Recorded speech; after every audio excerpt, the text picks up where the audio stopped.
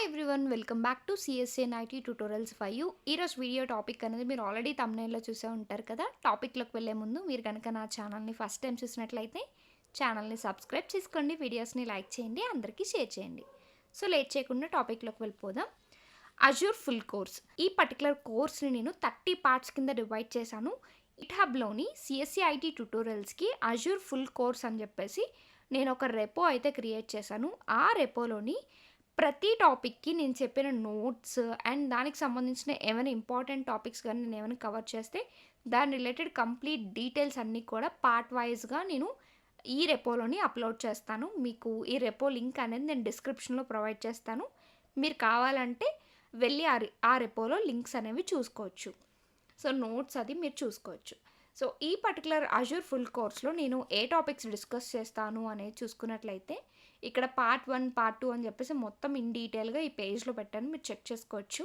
ఈరోజు video topic వచ్చేసి introduction to cloud. ఈ క్లౌడ్ ఇంట్రడక్షన్ అనేది ఓన్లీ అజూర్కే కాదు, మీరు ఒకవేళ ఏడబ్ల్యూఎస్ అలాగే జీసీపీ నేర్చుకోవాలనుకున్నా ఇది యూజ్ అవుతుంది. సో ఓన్లీ క్లౌడ్ కంప్యూటింగ్ కోసం తెలుసుకోవాలి, లైక్ క్లౌడ్ రిలేటెడ్గా ఏమైనా కొన్ని డౌట్స్ ఉన్నా మీకు ఈ పర్టికులర్ వీడియోలో మీకు అన్నీ క్లారిఫై అవుతాయి. సో కంప్లీట్ క్లౌడ్ రిలేటెడ్ ఇందులో నేను చెప్తాను. సో క్లౌడ్ అంటే ఏంటి, క్లౌడ్ కంప్యూటింగ్ అంటే ఏంటి, అండ్ క్లౌడ్లో యూజ్ చేసే కొన్ని పదాలు ఉంటాయి కదా, లైక్ ఎలాంటివి అంటే ఏపీఐ కానీ అండ్ హై అవైలబిలిటీ కానీ ఎలాస్టిసిటీ, స్కాలబిలిటీ అండ్ ఇంకా మనకి లోడ్ బ్యాలెన్సింగ్, ఇలాంటి టర్మ్స్ ఉంటాయి కదా, రీజియన్స్, అవైలబిలిటీ జోన్స్, అలాంటి మొత్తం కీ టర్మినాలజీస్ అన్నీ కూడా నేను ఇందులో ఎక్స్ప్లెయిన్ చేస్తాను ఇన్ డీటెయిల్గా. సో మీకు క్లౌడ్ రిలేటెడ్గా basic like cloud related zero knowledge ఉన్నా కూడా ఇది మీకు ఈజీగా అర్థమైపోతుంది. సో ఇన్ డీటెయిల్గా నేను చెప్తా కాబట్టి వీడియో ఎండ్ వరకు చూసినట్లయితే మీకు ప్రతిదీ ఒక క్లారిటీ అయితే వస్తుంది. ఈ కోర్స్ అనేది కంప్లీట్ అయ్యేటప్పటికి మీకు అజూర్లో కంప్లీట్ గ్రిప్ వస్తుంది. నేను ఇందులో ప్రాజెక్ట్స్ కూడా ఇంక్లూడ్ చేశాను. సో కంప్లీట్ అజూర్ అనేది మీరు నేర్చుకోవచ్చు. అండ్ నేను అజూరే కాకుండా ఏడబ్ల్యూఎస్ వీడియో కూడా చేశాను, డెవాప్స్ వీడియో కూడా చేశాను. మీకు కింద లింక్స్ అనేవి ప్రొవైడ్ చేస్తాను. మీరు అవి కూడా నేర్చుకోవాలనుకుంటే లింక్స్లోకి వెళ్ళి వీడియోస్ చూసుకొని నేర్చుకోవచ్చు. కానీ నేను అజూర్ని ఇంకా డీటెయిల్గా డెప్త్గా ఎక్స్ప్లెయిన్ చేద్దాం అనుకుంటున్నాను ఏడబ్ల్యూఎస్ కన్నా. ప్రజెంట్ అయితే ఎక్కువగా ఏడబ్ల్యూఎస్ కన్నా ఎక్కువ అజూర్ అనేది వింటున్నాము, ఎందుకంటే అజూర్కి ఉన్న క్యాపబిలిటీసే వేరు. ఈ కోర్స్ కంప్లీట్ అయినప్పటికీ మీకు ఖచ్చితంగా అజూర్ అయితే వచ్చేస్తుందని నేను గ్యారంటీ ఇస్తున్నాను. సో నేను ప్రతిదీ డీటెయిల్గా నోట్స్ అయితే పీపీటీ మీకు ప్రొవైడ్ చేస్తాను, మీరు అందులో చూడొచ్చు. ఒక నోట్స్ కావాలి అనుకుంటే నేనైతే ఇక్కడ వైట్ బోర్డ్లో ఎక్స్ప్లెయిన్ చేస్తాను, మీకు ఈజీగా అర్థమవుతుంది. ఫస్ట్ వచ్చేసి what is cloud. So cloud అంటే ఏంటి, మీకు సింపుల్గా ఇన్ టర్మ్స్లో చెప్పాలి అంటే క్లౌడ్లో మనము డేటాని స్టోర్ చేస్తాం. ప్రీవియస్గా మనకి డేటా అనేది ఫర్ సపోజ్ స్టార్టింగ్ బేసిక్ నుంచి తీసుకుందాం. మనం ఫస్ట్లో డేటా అనేది హార్డ్ డిస్క్లో, పెన్ డ్రైవ్స్లో వీటిలో స్టోర్ చేసేవారు మీరు, రైట్. సో వీటిలో స్టోర్ చేసిన డేటా అనేది సపోజ్ ఒకవేళ అది మిస్ అయ్యింది అనుకోండి, హార్డ్ డిస్క్ క్రాష్ అయినా, మన పెన్ డ్రైవ్ అనేది ఒకవేళ పాడైనా, మిస్ అయినా మన డేటా మొత్తం పోయినట్టే, రైట్. సో అలా కాకుండా రీసెంట్గా అంటే నాట్ రీసెంట్, ఒక 10 years 11 years అవుతుందేమో క్లౌడ్ వచ్చి. సో రీసెంట్గా మనకి వచ్చిన క్లౌడ్ టెక్నాలజీ బేస్ చేసుకొని ఏంటి అంటే మనకి డేటా అనేది క్లౌడ్లో స్టోర్ చేసుకుంటే అది ఎప్పటికీ పోదు, వన్ థింగ్. సో మనకి డేటా అనేది క్రాష్ అవ్వదు, సో ఎప్పటికైనా డేటా అనేది ఉంటుంది. మనం ఆ డివైస్ ఏదైతే ఉందో స్టోర్ చేసిందో దాన్ని పట్టుకొని ప్రతిసారి క్యారీ చేయాల్సిన అవసరం లేదు, రైట్. సో మనం ఎక్కడి నుంచైనా క్లౌడ్ని యాక్సెస్ చేసుకోవచ్చు అనమాట. సో ఇది ఇంకా అర్థం అవ్వాలంటే ఇంకొంచెం డీటెయిల్గా వెళ్దాం.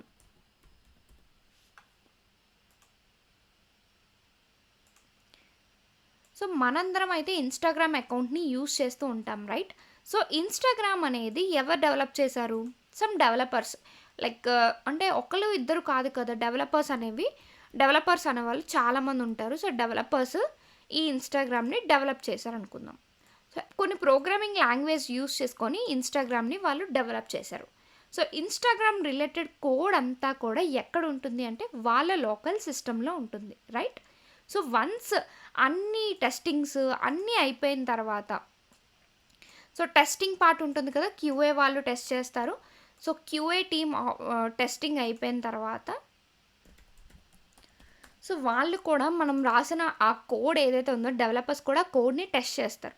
సో టెస్ట్ చేసి అంత పర్ఫెక్ట్ అన్నప్పుడు ఏం చేస్తారు అంటే ఒక ఒక డిప్లాయ్ చేయాలి. ఎక్కడ డిప్లాయ్ చేస్తారు అంటే ఒక సర్వర్‌లోకి డిప్లాయ్ చేస్తారు. చేసి అంతా ఓకే అనుకుంటే అప్పుడు దాన్ని సర్వర్‌లోకి డిప్లాయ్ చేస్తారు. రైట్? సో, ఇప్పుడు ఇది సర్వర్ అనమాట. ఇప్పుడు ఈ సర్వర్ అనేది ఇది కూడా ఒక నార్మల్ కంప్యూటరే. మీరు అర్థం చేసుకుంటే ఇది కూడా ఒక నార్మల్ కంప్యూటరే. కాకపోతే దీంట్లో ఉన్న కాన్ఫిగరేషన్స్ ఏంటి అంటే మనకి చాలా ఎక్కువ like number of CPUs for suppose CPUs ఎన్ని ఉంటాయంటే ఒక 1000 సీపీయూస్ ఉంటాయి. అండ్ నెక్స్ట్ ఇంకా చెప్పాలి అంటే దీని ర్యామ్ ఎలా ఉంటుంది అంటే లైక్ 5000 జీబీ వరకు ఉండొచ్చు. ఇలా ఈ ఫీచర్స్ అన్నీ ఉంటాయన్నమాట సర్వర్‌లో. ఇది నార్మల్ సిస్టమ్‌లా కాదు.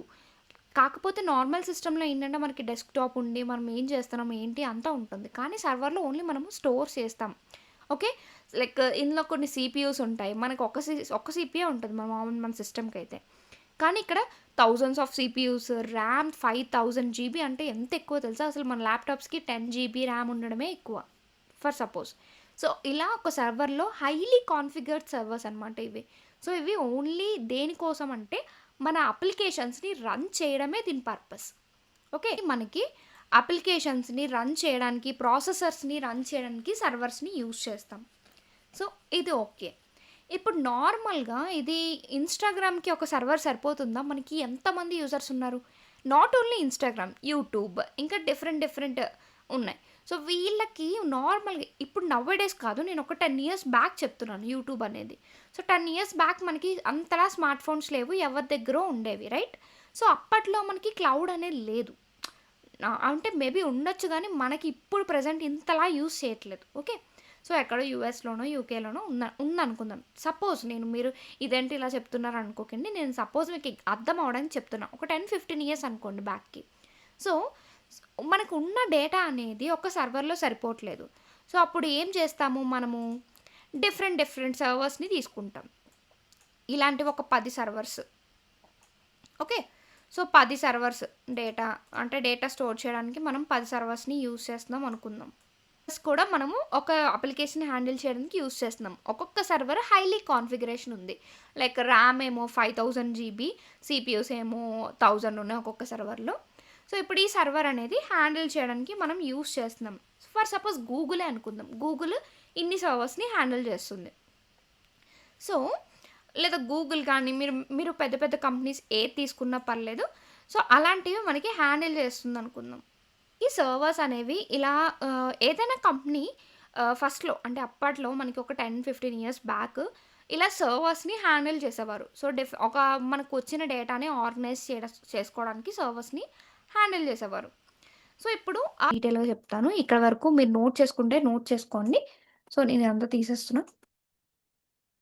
ఫర్ సపోజ్ గూగుల్ గాని, పెద్ద పెద్ద కంపెనీస్ తీసుకుందాం. యూట్యూబ్ గాని, వాళ్ళ డేటాని సర్వర్స్‌లో స్టోర్ చేస్తున్నారనుకుందాం. ఒక 10 ఇయర్స్ బ్యాక్. సో, ఈ సర్వర్స్ అన్నీ కూడా హై డేటా ట్రాన్స్‌ఫర్ కేబుల్‌తో కనెక్ట్ అయ్యి ఉంటాయి. సో, చాలా స్పీడ్‌గా డేటా ట్రాన్స్‌ఫర్ అనేది అవ్వాలనమాట. సో, ఈ సర్వర్స్ అన్నిటిని హ్యాండిల్ చేయడానికి రౌటర్స్ ఉన్నాయి. ఓకే. సో, ఆహ్, రౌటర్స్ ద్వారా మనం హ్యాండిల్ చేస్తాం.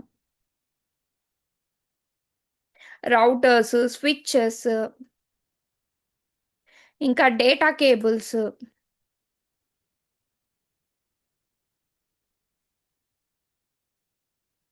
సో, ఇవన్నీ కూడా ఎక్కడుంటాయి? ఇదంతటిని మనము ఈ పర్టిక్యులర్ బాక్స్ ఉంది కదా! దీన్ని మనం ర్యాక్ అంటాం. ఓకే. సో, ర్యాక్‌లో ఉంటాయన్నమాట. సో, ఈ మొత్తాన్ని ర్యాక్ అంటాం. సో, ఇక్కడ ఏం జరుగుతుంది అంటే మనకి ప్రతి కంపెనీ కూడా ఒకప్పుడు వాళ్ళంతట ఓన్‌గా ఒక సర్వర్ రూమ్ అనేది మెయింటైన్ చేసేవి. ఇవన్నీ ఎక్కడుంటాయంటే సర్వర్స్ అన్నీ ఒక దగ్గర సర్వర్ రూమ్‌లో ఉంటాయన్నమాట. ఓకే. సో, సర్వర్ రూమ్‌లోకి కొంతమందికి యాక్సెస్ ఉంటుంది. ఓన్లీ సిస్టమ్ అడ్మినిస్ట్రేటర్స్ మాత్రమే వెళ్తూ ఉంటారు. సో, ఇక్కడ మనకి వీటన్నిటిని ఇక్కడ మనకి ఒక సర్వర్ రూమ్‌లో ఏముంటాయి routers, switches, servers, data cables ఇవన్నీ ఉంటాయి. సో, ఒక నెట్వర్క్ అనేది అక్కడ మెయింటైన్ చేస్తున్నారు. సో, అది రన్ అవ్వడానికి హై స్పీడ్ ఇంటర్నెట్ ఉండాలి వాళ్ళకి. ఓకే. సో, ఇప్పుడు ఈ అంతటిని మెయింటైన్ చేయడం అనేది చాలా ఇంపార్టెంట్. రైట్? సో, ఇప్పుడు మెయింటైన్ చేయాలంటే దానికొక సెపరేట్ టీమ్ ఉంటుంది. మెయింటైన్ చేయాలంటే కావాల్సిన ప్రీరిక్విజైట్స్ ఏముంటాయి ఇక్కడ అంటే ఫస్ట్ వచ్చేసి 24/7 ఎలక్ట్రిసిటీ ఉండాలి. సో, ఎలక్ట్రిసిటీ లేకుండా మనం వాటిని మెయింటైన్ చేయలేం. ఓకే. సెకండొచ్చేసి మనకి మెయింటెనెన్స్. మెయింటెనెన్స్ అనేది కూడా చాలా ఇంపార్టెంట్. రైట్? అండ్ వీటన్నిటిని మెయింటైన్ చేయాలంటే మనకి కాస్ట్ కూడా చాలా ఎక్కువ పడుతుంది. సో, ఇవి మెయిన్ ఫీచర్స్. అండ్ ఖచ్చితంగా అండ్ హ్యూమన్ అనేది వాళ్ళు ఉండాలి. 24/7 దాన్ని మానిటర్ చేస్తూ ఏమైనా క్రాష్ అయిందా అని చెక్ చేసుకోవడానికి హ్యూమన్ కూడా ఉండాలి. సో, ఈ అన్ని ఫీచర్స్ అనేది ఖచ్చితంగా ఉంటేనే మనము వీటిని ఆర్గనైజ్ చేయగలము. సో, వీటన్నిటిని ఈ మెయింటెనెన్స్, ఈ సర్వర్ రూమ్ మెయింటెనెన్స్ చేయడం ఇదంతటిని కూడా మనము మన కంపెనీస్‌కి చేస్తూ ఉంటాం. రైట్? ఒకప్పట్లో చేసేవారనమాట. ఇప్పుడు అలా కాదు. కొన్ని కంపెనీస్ ఇలాగా ఉన్నాయి. కొన్ని కంపెనీస్ ఇప్పుడు క్లౌడ్‌కి కూడా మైగ్రేట్ అయిపోయాయి. సో, ఇప్పుడు చూసుకున్నట్లయితే ఈ పర్టిక్యులర్ కంపెనీలోని ఫర్ సపోజ్ ఆహ్, ఈ కంపెనీకి సెపరేట్ బ్రాంచెస్ ఉన్నాయనుకుందాం. ఈ కంపెనీ బెంగుళూరులో ఉంది, హైదరాబాద్‌లో ఉంది, చెన్నైలో ఉంది. వీటన్నిటికి మనకి ఇలా సర్వర్ రూమ్స్ ఉంటాయి. సో, అక్కడ server rooms is nothing but data centres అంటాం. సో, మనకి ఒక రూమ్‌లో ఇవన్నీ సర్వర్స్‌ని ఉంచుతాము. ఇంకా ఆ ఒక రూమే కాదు డిఫరెంట్ రూమ్స్‌లో కూడా మనము సర్వర్స్‌ని ఉంచొచ్చు. ఒక రూమ్ అని తీసుకోకండి. లైక్ ఆ కంపెనీలో మనకి సర్వర్స్‌ని హ్యాండిల్ చేసేదుందనమాట. అదే నథింగ్ బట్ దాన్నే మనం డేటా సెంటర్ అంటాం. ఈ కంప్లీట్ సెటప్ అంతటిని మనము డేటా సెంటర్స్ అంటాం. సో, ఈ డేటా సెంటర్స్ అనేవి ఆ కంపెనీ బ్రాంచెస్ బట్టి ఉంటాయి. ఫర్ సపోజ్ చెన్నై, బెంగుళూరు, హైదరాబాద్ వీటిలో ఉన్నాయనుకోండి. సో, అన్ని డేటా సెంటర్స్‌ని మెయింటైన్ అవుతున్నట్టు. ఓకే. సో, ప్రతి కంపెనీ దాని ఓన్ డేటా సెంటర్ ఉంటుంది కాబట్టి, అంటే డేటా అనేది దానంతట దాని ఓన్‌గానే వెళ్తుంది డేటా అనేది. సో, బయటకి మనం బయట వాళ్ళు యాక్సెస్ చేసుకునేటట్టు అస్సలుండదు డేటా. రైట్? సో, వాళ్ళ ఓన్‌గా వాళ్ళు డేటా సెంటర్స్‌ని మెయింటైన్ అవుతున్నారు కదా! సో, దీన్నే మనం ఏమంటాము అంటే ప్రైవేట్ క్లౌడ్ అంటాం. It's nothing but private cloud. So, private cloud అంటే ఏంటి? కంపెనీ వాళ్ళ ఓన్‌గా డేటా సెంటర్స్‌ని మెయింటైన్ చేస్తే దాన్ని ప్రైవేట్ క్లౌడ్ అంటాం. సో, ప్రైవేట్ క్లౌడ్ అంటే ఏంటో అర్థమైంది. సో, ఇప్పటి వరకు నేనేంటని చెప్పాను? క్లౌడ్ అంటే ఏంటి? క్లౌడ్ కంప్యూటింగ్ అంటే ఏంటి? క్లౌడ్ కంప్యూటింగ్ కోసం ఇంకా డీటెయిల్‌గా చెప్తాను. మన అప్లికేషన్స్ రన్ చేసి యాక్సెస్ చేయడాన్ని క్లౌడ్ కంప్యూటింగ్ అంటాం. సో, దానికోసం కూడా నేను డీటెయిల్‌గా చెప్తాను. సో, ఇప్పుడైతే క్లౌడ్ అంటే ఏంటో తెలుసుకున్నాము. ప్రైవేట్ క్లౌడ్ అంటే ఏంటో తెలుసుకున్నాం. సర్వర్స్ అంటే ఏంటో తెలుసుకున్నాము. సర్వర్ రూమ్ ఏంటి? ర్యాక్ ఏంటి? రౌటర్స్, స్విచెస్, డేటా కేబుల్స్ కోసం తెలుసుకున్నాం. సో, నెక్స్ట్ వచ్చేసి public cloud. So, public cloud అంటే ఏంటి? ఇదంతా నేను తీసేస్తున్నాను. Next public cloud. So, public cloud అనేది ఫస్ట్ ఇది అర్థమవ్వాలంటే అసలు మనకి పబ్లిక్ క్లౌడ్ అనేది ఎలా వచ్చింది? అంటే లైక్ ఎవరు ఫస్ట్ ఇంట్రొడ్యూస్ చేశారు అనేది తెలుసుకుందాం ఫస్ట్.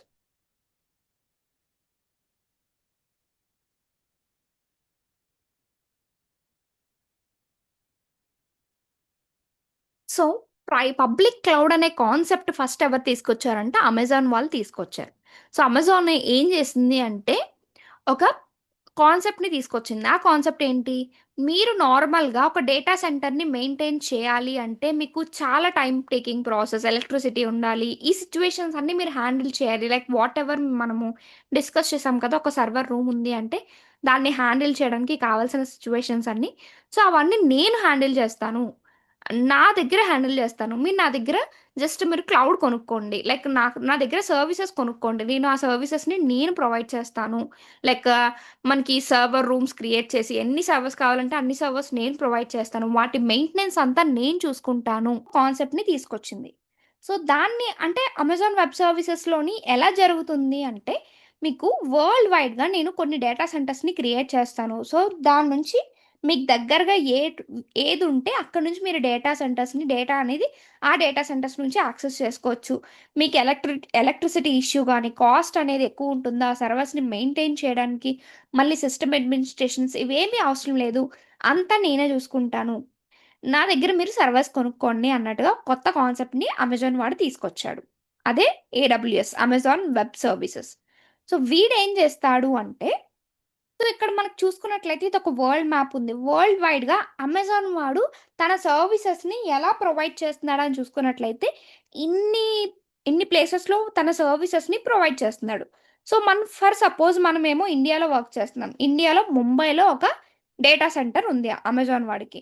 సో, అలా అనమాట. సింగపూర్‌లో ఉన్నారనుకోండి, కంపెనీ సింగపూర్‌లో ఉందనుకో, సింగపూర్‌లో ఒకటుంది. సో, ఇలా మనము డేటా సెంటర్స్ అనేవి అమెజాన్ వాడు నడుపుతున్నాడు. సో, మనకి దగ్గరలో ఉన్న డేటా సెంటర్స్ నుంచి మనకు కావాలంటే తెచ్చుకోవచ్చు. అసలు ఈ డేటా సెంటర్‌లో ఏముంటుంది అంటే, నార్మల్‌గా మనకి availability Jones, regions, data centres అంటాం. ఫర్ సపోజ్ మీకు ఆ డయాగ్రామ్ కూడా చూపిస్తాను. వరల్డ్ వైడ్‌గా ఇలా ఉంటాయన్నమాట. సపోజ్ మనము అమెజాన్‌కి ఎలా రిక్వెస్ట్ చేసుకుంటాం అంటే, మనది ఎక్స్‌వైజెడ్ కంపెనీ. హుహు. మనది ఎక్స్‌వైజెడ్ కంపెనీ. సో, మనకొక 1000 సర్వర్స్ కావాలి అని జెప్పి రిక్వెస్ట్ చేస్తాం. సో, అమెజాన్ వాడు మీకు ఏ రీజియన్‌లో కావాలి సర్వర్స్ అన్నట్టుగా అడుగుతాడు. సో, అప్పుడు మనం వర్క్ చేసిన మన కంపెనీ లొకేషన్ బట్టి మన రీజియన్ అనేది సెలెక్ట్ చేసుకుంటాం. సో, ఫర్ సపోజ్ యూఎస్ ఈస్ట్‌లో కావాలి అనుకుంటే అది సెలెక్ట్ చేసుకుంటాం. అంటే ఇక్కడ. వెస్ట్ అనుకుంటే ఇది. ఇలా సెలెక్ట్ చేసుకుంటాం. ఓకే.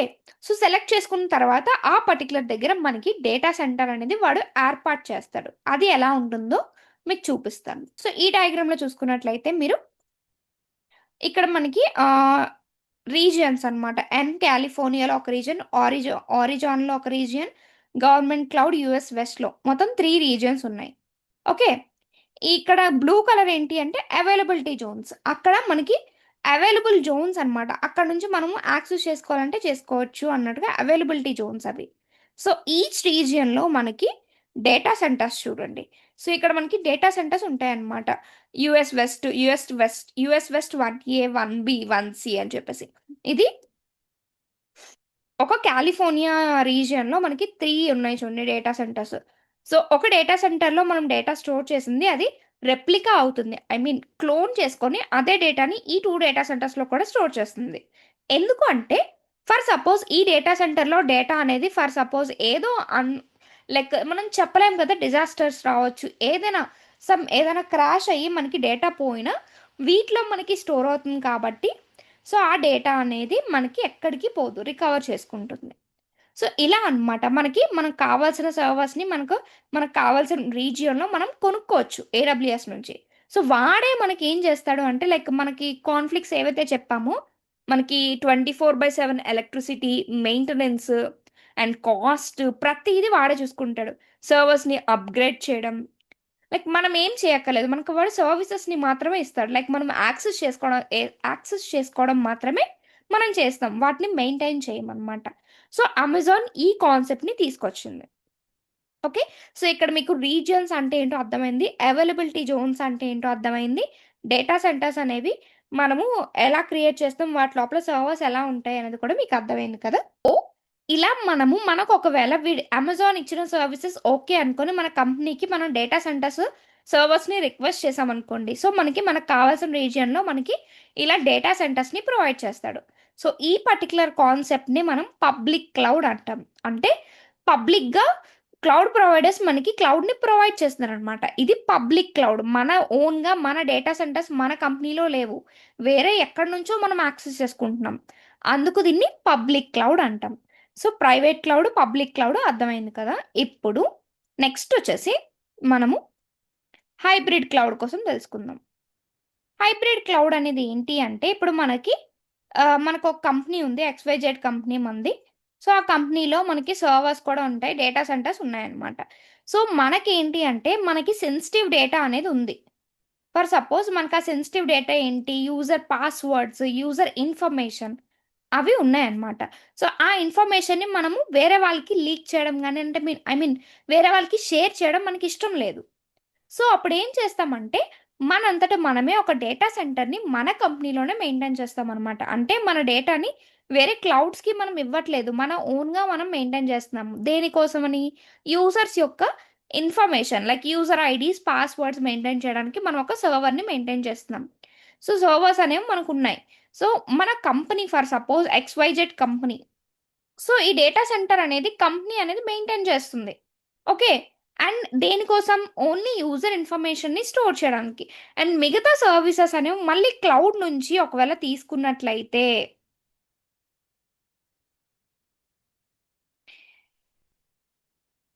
సో, క్లౌడ్ నుంచి మళ్ళీ ఆ సర్వీసెస్‌ని తీసుకున్నట్లయితే అంటే ఈ కంపెనీ ఏం చేస్తుంది?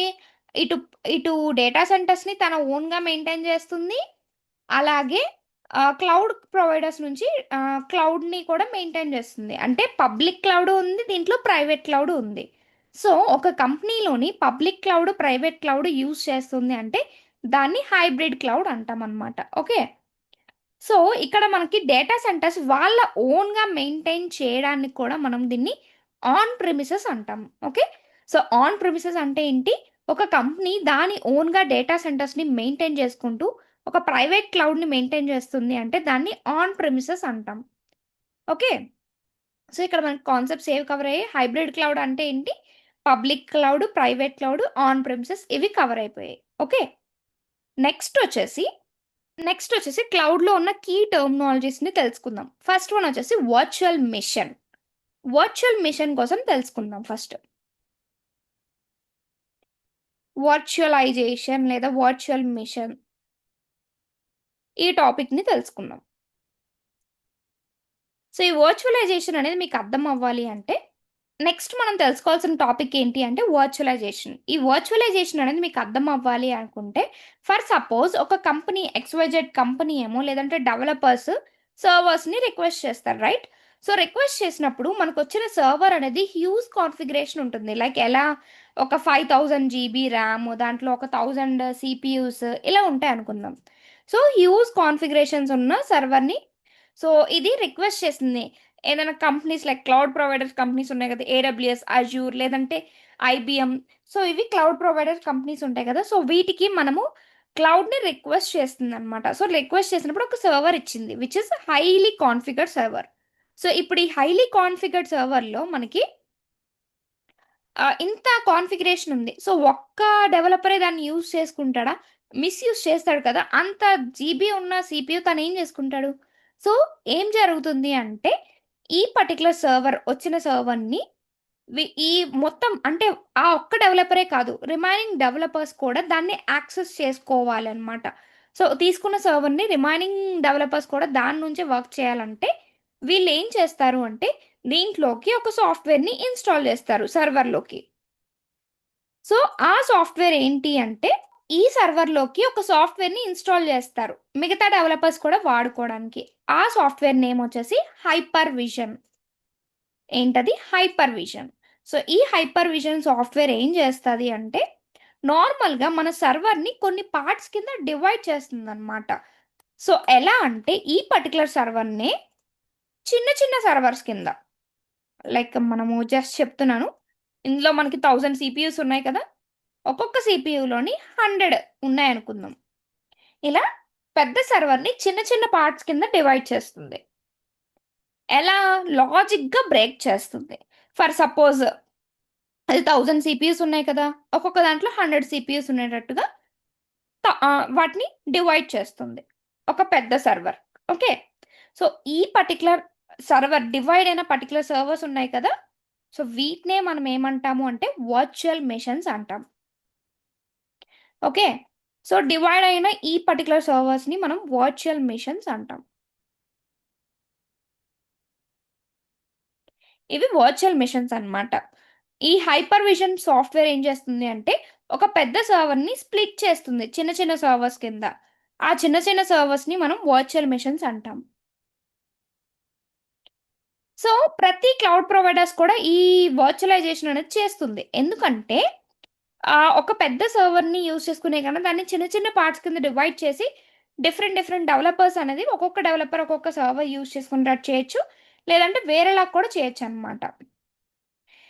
ఇది వర్చువల్ మిషన్స్. సో, ఈ ప్రాసెస్ అంతటిని మనం వర్చువలైజేషన్ అంటాం.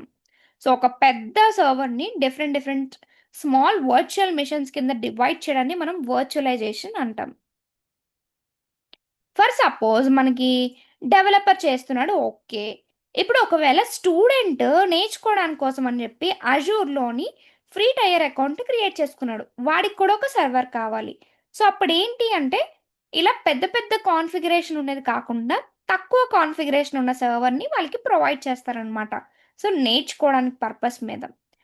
ఇలా మనకి ప్రాసెస్ అనేది ఏడబ్ల్యూఎస్ గానీ, అజూర్ గానీ, జీసీపీ గానీ మనకి ఇలా సర్వర్స్‌ని ఇస్తాయన్నమాట. అండ్ నెక్స్ట్ తెలుసుకోవాల్సిన కాన్సెప్ట్ వచ్చేసి API, application programming interface. Okay. So ఇది పక్కన పెట్టి ఫస్ట్ యూఐ కోసం తెలుసుకుందాం.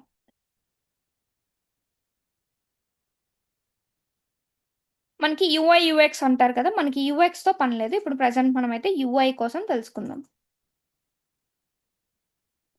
సో యూఐ అనేది ఏంటి? User interface. Application programming interface, user interface.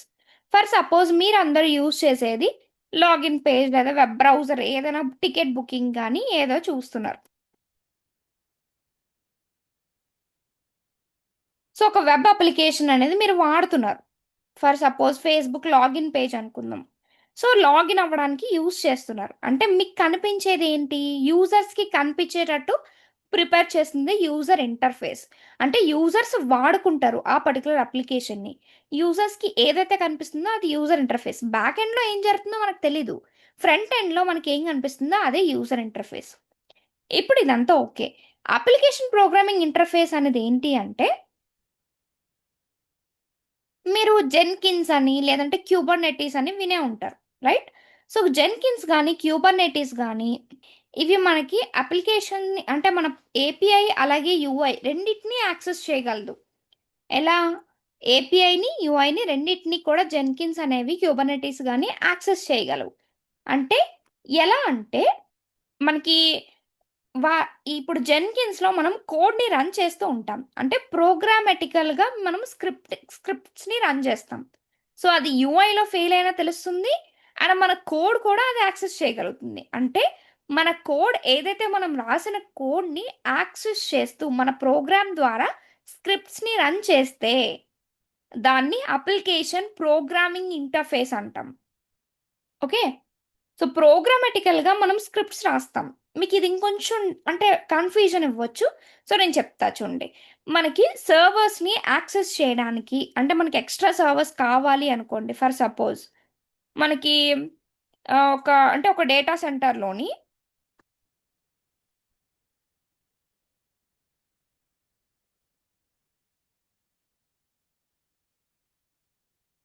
ఇదొక డేటా సెంటర్ అనుకుందాం. ఇక్కడ మనకు కనిపిస్తుంది కదా! ఇదొక డేటా సెంటర్ అనుకుంటే మనకొక 20 సర్వర్స్ ఉన్నాయి. కానీ, ఆ పర్టిక్యులర్ డే చాలా ఎక్కువగా యాక్సెస్ చేస్తున్నారనుకోండి. ఫర్ సపోజ్ మనకి ఏదైనా మ్యాచ్ చూడండి ఐపీఎల్స్ అవుతున్నాయంటే, ఫస్ట్ 1 అవర్ ఫర్ సపోజ్‌గా మీకు అర్థం అవ్వడానికి చెప్తున్నాను. ఫస్ట్ 1 అవర్ ఒక 2,000,000 యూజర్ చూసారనుకోండి. 1,00,00,000 యూజర్స్ చూసారనుకోండి. సెకండ్ హవర్‌కొచ్చినప్పటికి 3,00,00,000 యూజర్స్ చూస్తున్నారంటే ఎంత డెవలప్ అయింది? సెకండ్ హవర్‌కొచ్చినప్పటికి ఒక 10,00,00,000 యూజర్స్ చూస్తున్నారనుకోండి. అంటే అప్పుడు యాక్సెస్ చేయడానికి ఎక్కువ సర్వర్స్ పడుతుంది. సో, ఇక్కడ ఏం జరుగుతుందంటే ఎక్స్‌ట్రాగా సర్వర్స్‌ని రిక్వెస్ట్ చేయాలి.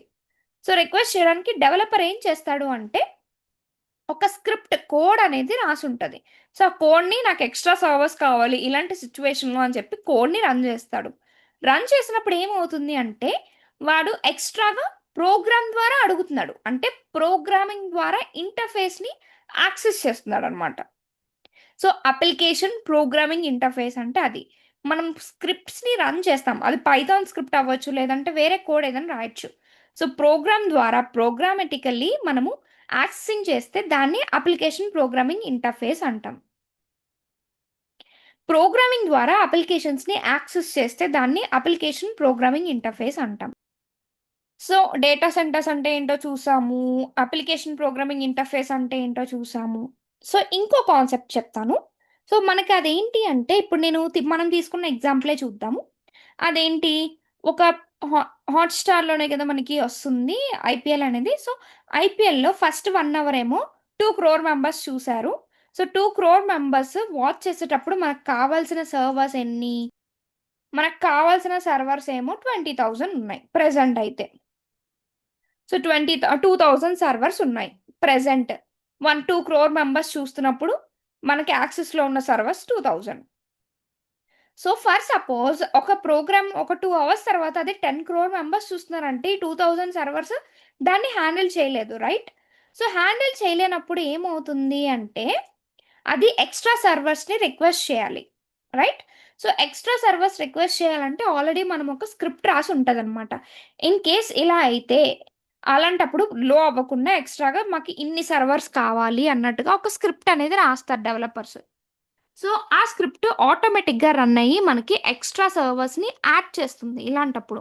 సో, మన ఫ్లో అనేది ఆగిపోకుండా ఇంటర్నెట్ యాక్సెస్ అనేది లైక్ ప్రోగ్రామ్ అనేది మిస్ అవ్వకుండా మనకి ఆటోమేటిక్‌గా సర్వర్స్‌ని యాక్సెస్ చేస్తుందనమాట. ఎక్స్‌ట్రా సర్వర్స్‌ని ఇస్తుంది. సో, ఈ ప్రాసెస్‌ని ఏంటి అంటే ఆటో స్కేలింగ్ అంటాం. సో, స్కేలింగ్ అంటే ఏంటి? సర్వర్స్‌ని ఇవ్వడం. సో, ఆటోమేటిక్‌గా మనము మన ఫ్లో అనేది మన షో బట్టి అంటే ఐ మీన్ మన షో మనం యూజ్ చేసే దాన్ని బట్టి, మన యాక్సెసింగ్ బట్టి ఎక్స్‌ట్రాగా సర్వర్స్‌ని ఇస్తే దాన్ని ఆటో స్కేలింగ్ అంటాం. ఇది మాన్యుయల్‌గా కూడా చేయొచ్చు. ఎవ్రీ టైమ్ స్క్రిప్ట్ రన్ చేసి, లేదు అది ఆటోమేటిక్‌గా చేయాలనుకున్నా కూడా మనం ఆటో స్కేలింగ్ చేయొచ్చు. ఈ స్కేలింగ్ అనేది auto scaling, horizontal scaling, vertical scaling ఇలా ఉంటాయన్నమాట. ఓకే. ఇలా మనము స్కేలింగ్ అనేది మనం ఇలా చెప్పొచ్చు. ఓకే. ఈ ప్రాసెస్‌ని స్కేలబిలిటీ అంటాం. లైక్ మనము కావాల్సినప్పుడు సర్వర్స్‌ని ఎక్స్‌ట్రాగా యాడ్ చేసుకోవచ్చు. మనకొద్దనుకుంటే తగ్గించుకోవచ్చు. ఇలా మనకి అది ఒక ఫీచర్ అనమాట స్కేలబిలిటీ అనేది. సో, ఈ డయాగ్రామ్ తీసుకోండి. జస్ట్ ఫర్ సపోజ్ మీకు అర్థం అవ్వడానికి చెప్తున్నాను. ఇది లోడ్ బ్యాలెన్సర్ అనుకుందాం. ఇది లోడ్ బ్యాలెన్సర్, ఇవి సర్వర్స్ అనమాట. సో, మనకి ఆహ్ మనం క్లౌడ్‌లో డిప్లాయ్ చేసినప్పుడు మనకి కావాల్సిన రిక్వెస్టింగ్ సర్వర్స్ కొన్నిచ్చాం. సో, ఇప్పుడు లోడ్ బ్యాలెన్సర్ మనకు సంబంధం లేదు. అమెజాన్ వాడు చూసుకుంటాడనమాట. సో, లోడ్ బ్యాలెన్సర్ అజూర్ గాని, అమెజాన్ వాడు గాని వాళ్ళు చూసుకుంటారు. లోడ్ బ్యాలెన్సర్ ఏం చేస్తుందంటే, మనకి పర్టిక్యులర్ డేటా సెంటర్ మనం చూజ్ చేసుకున్న తర్వాత, అందులో ఉన్న అవైలబిలిటీ బట్టి డేటా అనేది ట్రాన్స్‌ఫర్ చేస్తుంది. ఫర్ సపోజ్ మనకి ఈ పర్టిక్యులర్ రీజియన్‌లో మనకొక 50 సర్వర్స్ ఉన్నాయనుకుందాం. 50 సర్వర్స్‌లోని 2 సర్వర్స్ వర్క్ అవ్వట్లేదు. సో, వర్క్ అవ్వట్లేదన్నప్పుడు మనం దానికి డేటా పంపించేసామనుకోండి. సో, మన డేటా లాస్ట్ అయ్యే ఛాన్స్ ఉంటుంది. సో, అది వర్క్ అవ్వలేనప్పుడు అక్కడికి పంపించకుండా వేరే దానికి పంపిస్తుందనమాట. సో, ఒకవేళ ఒకదానికి హెవీ లోడ్ వచ్చినా ఆ డేటాని స్ప్లిట్ చేసి వేరే దానికి పంపిస్తుంది. సో, ఇలా లోడ్ బ్యాలెన్సర్ అనేది వర్క్ చేస్తుంది. సర్వర్స్‌ని హ్యాండిల్ చేయడానికి ఈ లోడ్ బ్యాలెన్సర్ కాన్సెప్ట్‌ని తీసుకొచ్చారు. ఓకే. సో, ఫర్ సపోజ్ మనం రాసిన వాడు అసైన్ చేసిన దాన్ని బట్టే ఉంటుంది. ఫస్ట్ ఒక సర్వర్ కంప్లీట్ ఫిల్ అయిపోయిన తర్వాత నెక్స్ట్ సర్వర్‌కి వెళ్ళు అన్నామనుకోండి. సో, ఒక సర్వర్‌లో 100% సేవ్ చేసి ఇంకో సర్వర్‌లో మిగతాది సేవ్ చేస్తుంది. ఒక సర్వర్‌లో 80% సేవ్ చేసి ఇంకో సర్వర్‌లో 20% సేవ్ చెయ్యి అన్నట్టుగా మనం ఇన్‌స్ట్రక్షన్స్ ఇస్తే లోడ్ బ్యాలెన్సర్ అలానే వర్క్ అవుతుంది. లేదు స్ప్లిట్ చేసేటప్పుడు ఈక్వల్‌గా స్ప్లిట్ చెయ్యు. ఒక సర్వర్‌లో 50% ఇంకో సర్వర్‌లో 50% అంటే అలానే స్ప్లిట్ చేసి మనకి డేటా అనేది స్టోర్ చేస్తుంది. ఇక్కడ ఏంటి అంటే, డేటా స్టోర్ చేసిన తర్వాత దాని రెప్లికా కూడా స్టోర్ చేస్తుంది వేరే దగ్గర. ఒకవేళ ఈ సర్వర్ ఫెయిల్ అయినా సరే, అక్కడి నుంచి మనం తెచ్చుకోవచ్చనమాట.